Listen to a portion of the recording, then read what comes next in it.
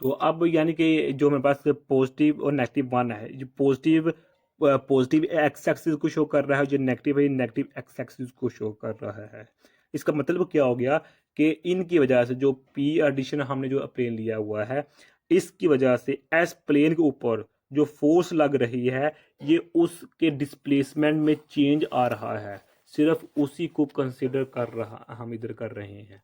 यानी कि ये देखें ना कि जो मेरे पास यहाँ से यहाँ तक सफ़र, यहाँ से यहाँ तक का सफ़र, यहाँ से यहाँ तक का सफ़र, फिर यहाँ तक, या फिर अगर लेफ्ट साइड पर नेगेटिव एक्सेस की तरफ बात करें तो यहाँ से लेकर यहाँ तक का जो सफ़र है वो ऐसे तो नहीं आ रहा, तो उस पर कोई फोर्स लग रही है, तो वो जो ये डिस्प्लेसमेंट हो रहा है ना, तो वो फोर्स पी प्लेन की वजह से ही होती है।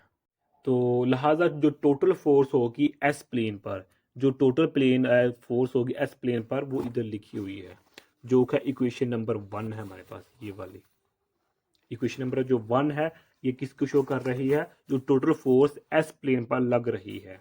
यहाँ आपके पास प्लेन प्लस वाली भी है, ये देखें प्लेन जो मेरे पास है ये प्लस वाली भी है, जो कि लेफ्ट साइड पर है, ये देखें इस साइड पर है, जो कि लेफ्ट से राइट जाने में, और माइनस वाली भी है, जो कि राइट से लेफ्ट जाने में हमारे पास। ओके, अब जो हमने फार्मूला लिखा था ना, ये देखिए, एक दफ़ा इसको पॉजिटिव कर दें और एक दफ़ा इसको माइनस कर दें, यानी कि जब पॉजिटिव करेंगे तो हमारे पास ये होगा, और जब हम नेगेटिव करेंगे तो हमारे पास ये होगा। यहाँ दोनों माइनस ही आएगी, ये याद रखिएगा।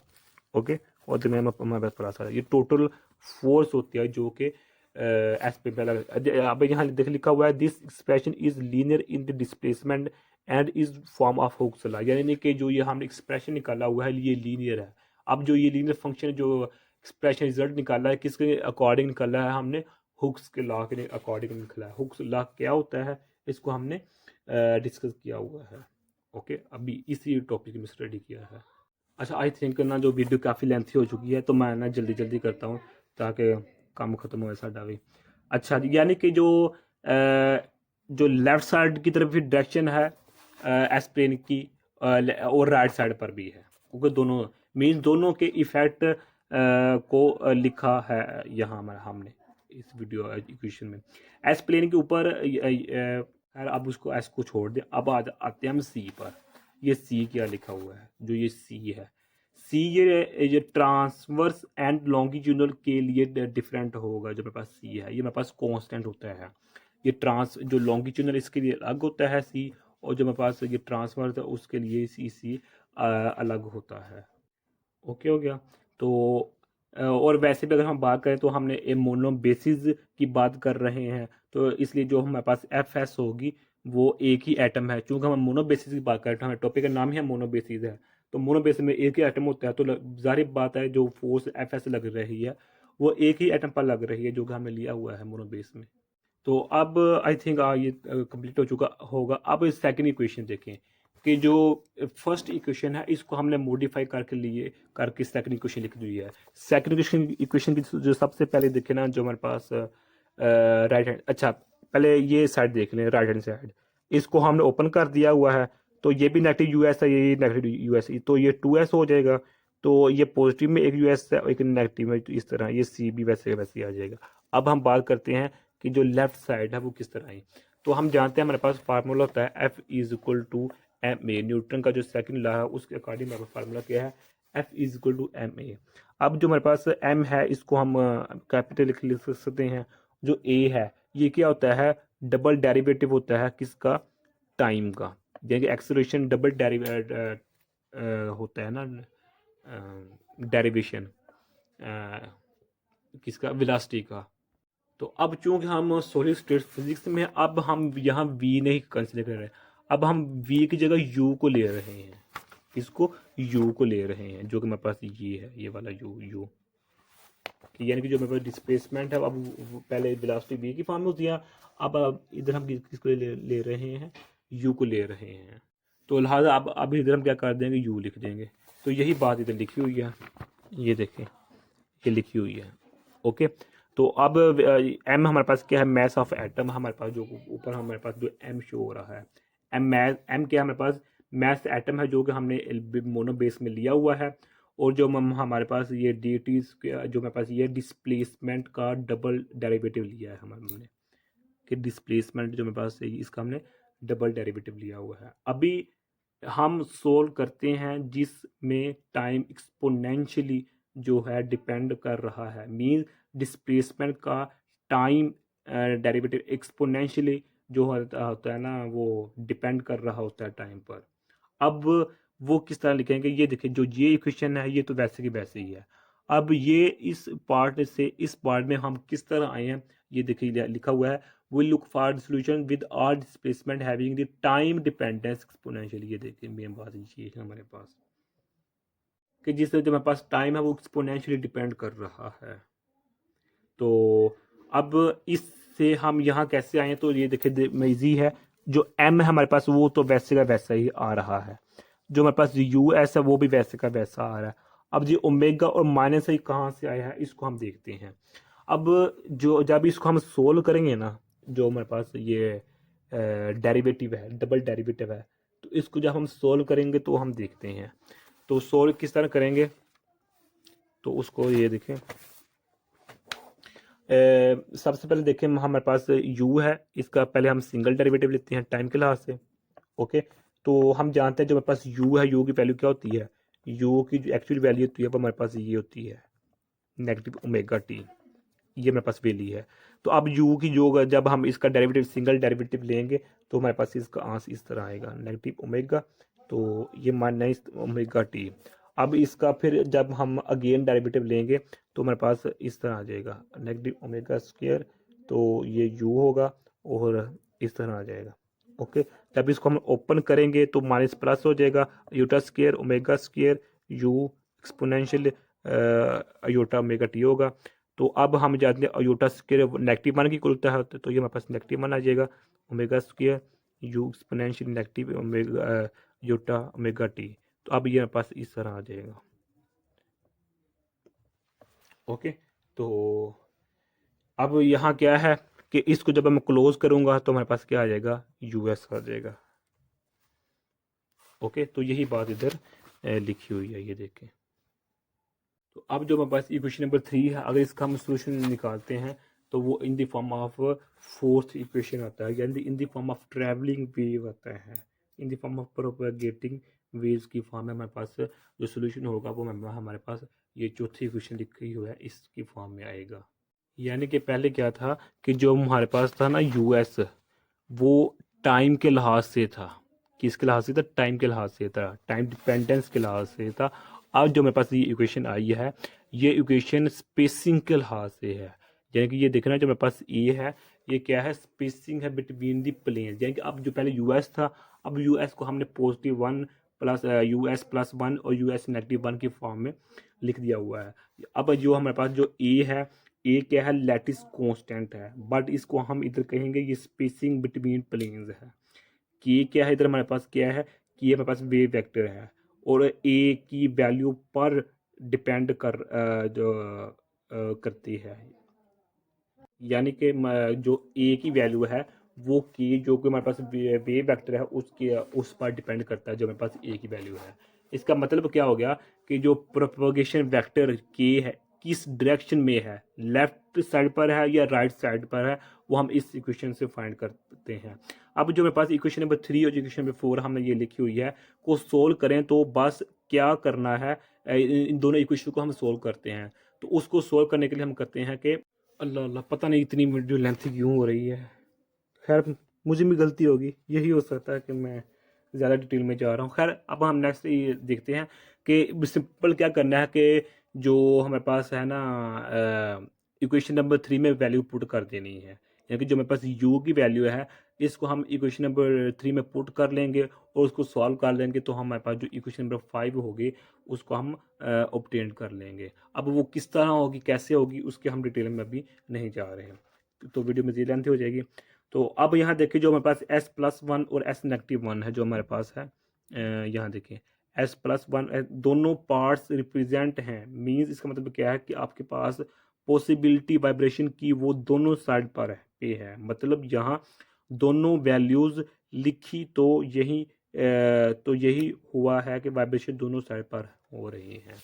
कि जो मेरे पास है प्लेन, एस प्लेन की वाइब्रेशन वो लेफ्ट से राइट जानिब भी है और राइट से लेफ्ट जानिब भी है। यहाँ जो यू एस प्लस का मतलब क्या है कि लेफ्ट से राइट जानिब है, और यू एस माइनस वन का मतलब क्या है, जो मेरे पास ये है, देखना पॉजिटिव माइनस में है ना, तो यू एस माइनस का मतलब क्या है कि राइट से लेफ्ट की जानिब है। तो ये है। तो अब यहाँ देखें इक्वेशन नंबर 5 में कुछ जो टर्म्स हैं वो कैंसिल हो जाएंगे, यानी कि जो मेरे पास ये टर्म है ना, ये वाली टर्म, ये कॉमन ले लें, इधर भी कॉमन है, u एक्सपोनेंशियल आई एस की है, यहाँ ये है, तो यहाँ के u बाहर है, ये इसमें भी है, तो ये हमने कॉमन निकाला हुआ है ना, u इसमें से कॉमन है, तो u तो पहली बार है, तो पहली कॉमन है।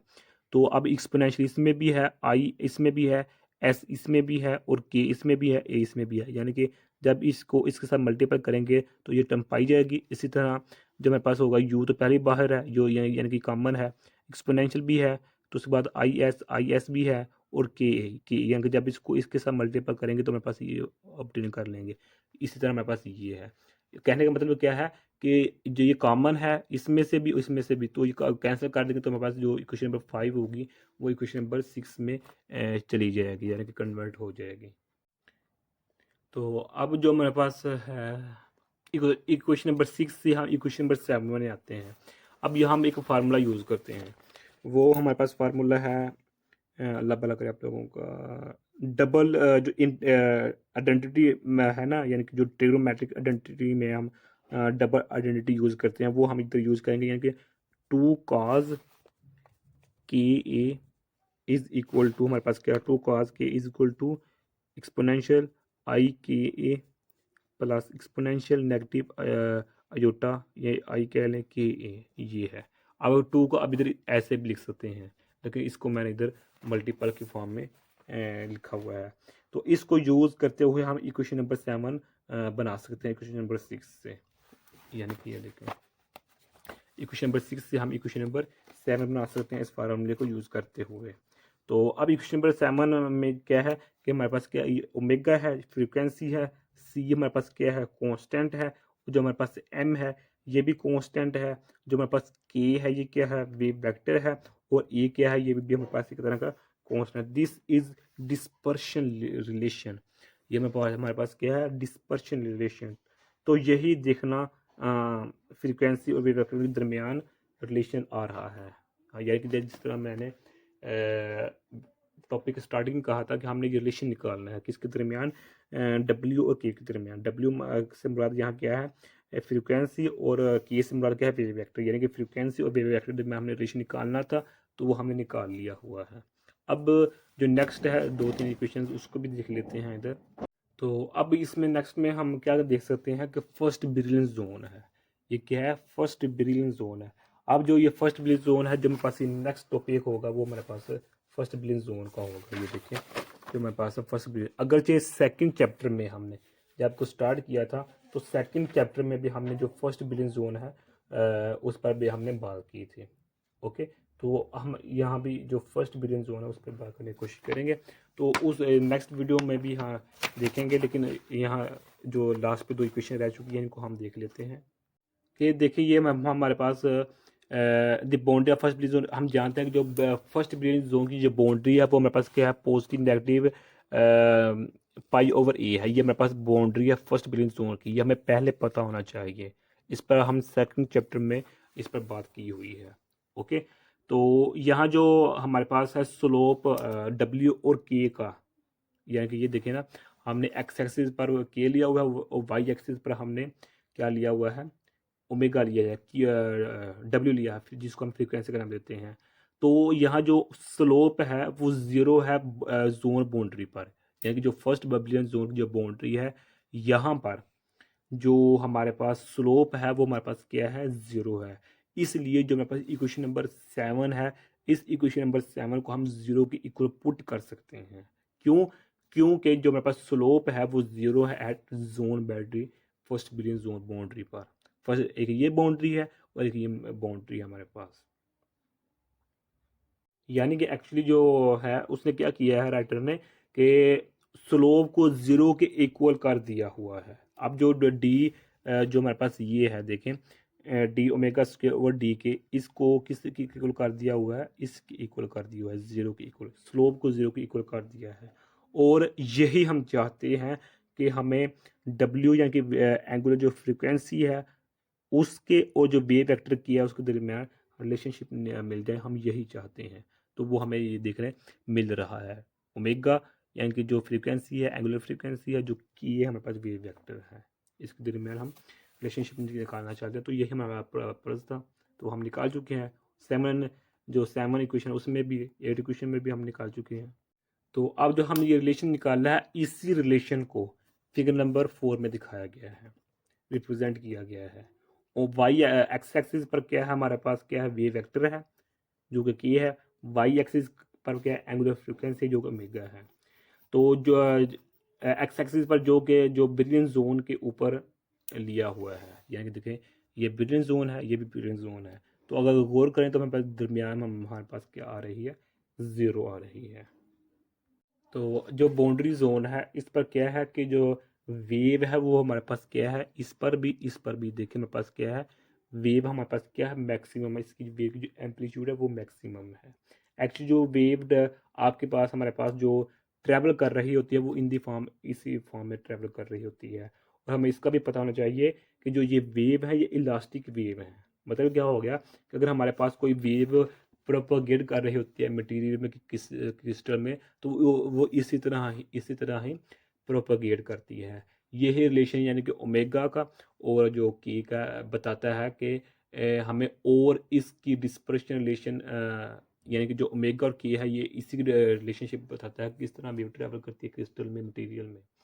ओके, तो अब जो हमारे पास नेक्स्ट टॉपिक होगा वो हमारे पास होगा फर्स्ट ब्रिलियन जोन। तो वो हम नेक्स्ट वीडियो में बात करने की कोशिश करेंगे। तब तक के लिए अल्लाह हाफिज़।